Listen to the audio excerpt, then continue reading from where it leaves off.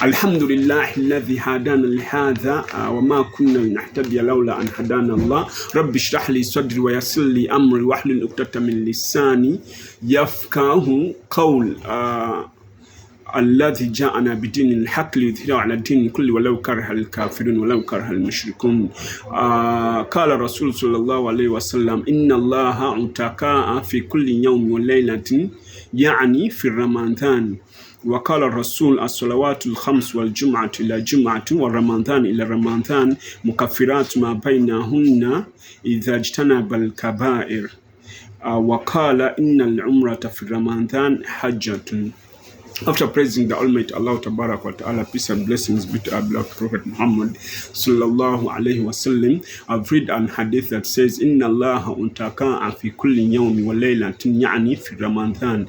Verily Allah has people He redeems in every day and night of Ramadan. Allah gets out our souls from hellfire every night and day during Ramadan. So that is one of the signs that shows the value of this month of Ramadan. Remember, God, their people, when He created us, He did that predestination. Everything, He prepared everything in its qadar. There are people who will go to the paradise. There are people who will go to the hellfire. You're written that you will go to the fire. So in this month, if you were written that you will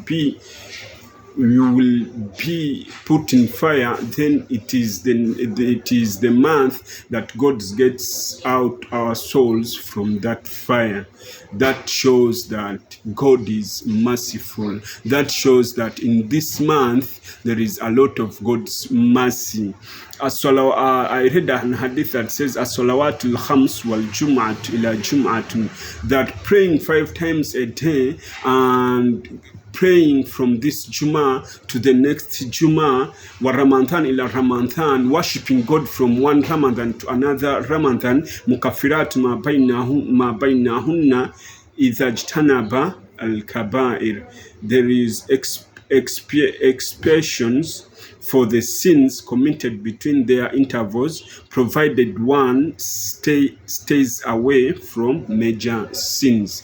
This means that between that period, there is God forgiving us our sins and changing our bad things, our sins, our bad deeds into good deeds. In that period of praying 5 times a day every day, if you attach yourself to praying 5 times a day, if you worship Allah Tabarak wa Ta'ala from Friday to Friday, from Ramadan to Ramadan, God forgives you on a condition that you've not done those great evils like doing associating Allah Tabarak wa Ta'ala with other things. Like Allah Tabarak wa Ta'ala says, La yaghfir an yushrak bihi wa yaghfir ma duna dhalik liman yasha. God does not forgive anyone who associates Him with anything, and He forgives anyone He feels like. And in this month, the Rasul says, Inna umrata fi Ramadan hajjatun. If you perform umrah in Ramadan, God rewards you with hijjah. You be like someone who has done a full pilgrimage. So what is my point here?